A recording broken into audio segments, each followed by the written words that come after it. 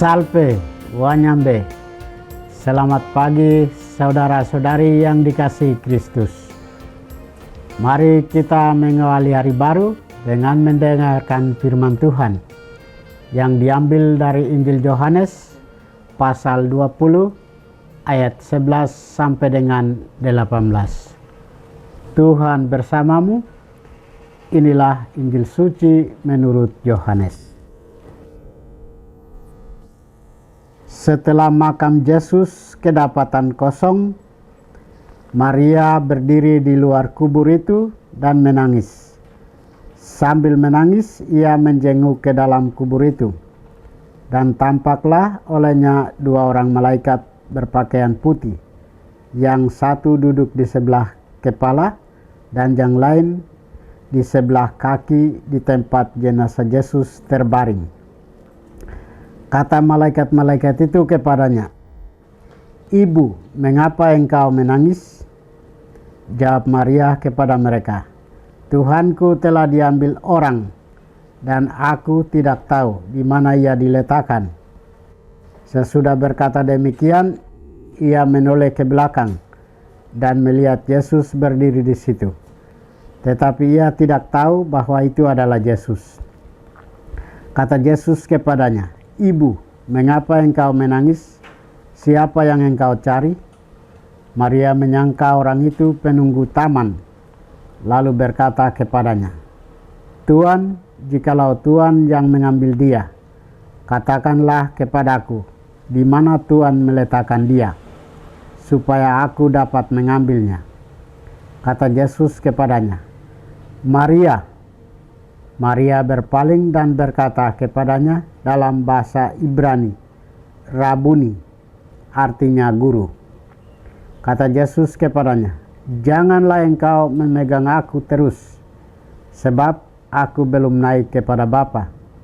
Tetapi pergilah kepada saudara-saudaraku dan katakanlah kepada mereka bahwa sekarang aku akan naik kepada Bapakku dan Bapamu, kepada Allahku dan Allahmu."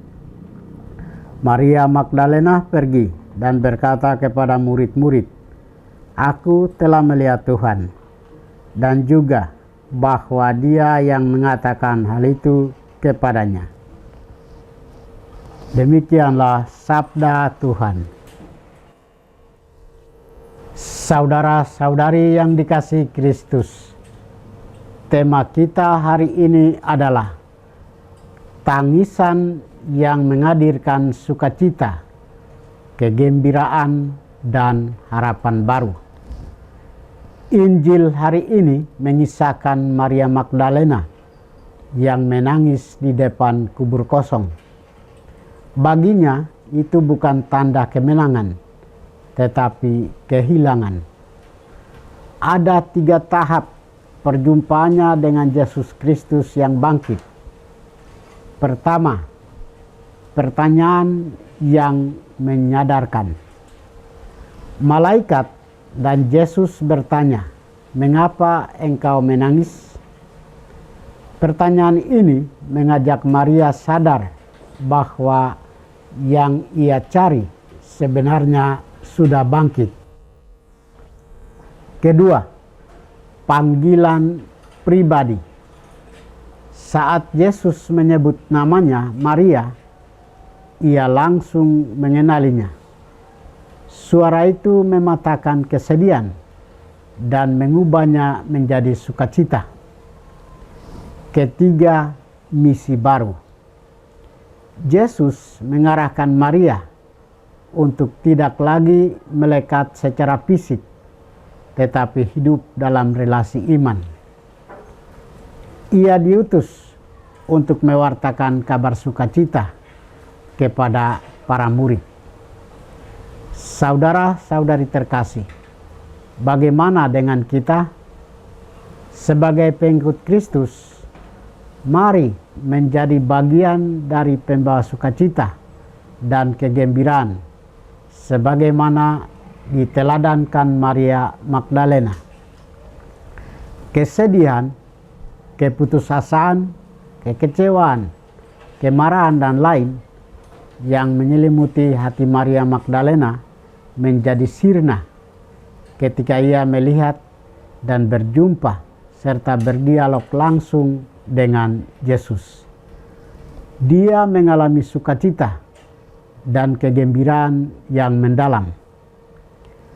Kebangkitan Yesus mengubah dari transisi kesedihan akibat dosa menjadi sukacita atas kebebasannya bagi kita.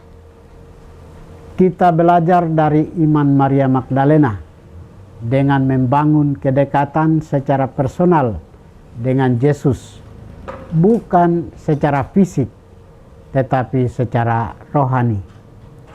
Kita memupuk kerinduan pada Kristus dan mengalirkan kasih dan kebaikan pada sesama sebagai perwujudan kasih kita kepada Kristus.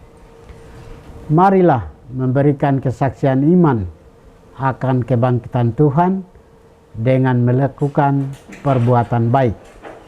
Sebab sekecil apapun tindakan baik pasti akan memancarkan kasih Allah dalam hidup kita.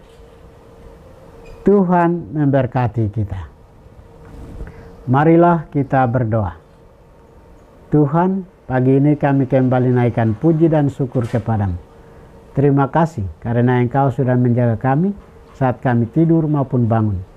Terima kasih untuk udara sejuk dan segar pagi ini. Kami mohon, bukalah mata hati kami agar kami mampu memandang kemurahan dan karya-Mu. Rahmatilah kami dengan kuasa Roh-Mu agar kami mampu untuk bertobat dan memuji serta memuliakan-Mu melalui pekerjaan dan pelayanan kami hari ini. Kristus terang dunia, berkatilah keluarga kami. Jadikanlah kami alat kasih-Mu dan pantaskanlah kami menjadi hamba-Mu yang setia. Demi Kristus Tuhan dan pengantara kami. Tuhan bersamamu. Semoga kita sekalian, orang-orang yang kita kasih dan doakan, seluruh aktivitas kita hari ini dibimbing, dilindungi, dan diberkati oleh berkat Allah yang Maha Kuasa, Bapa dan Putra dan Roh Kudus. Amin.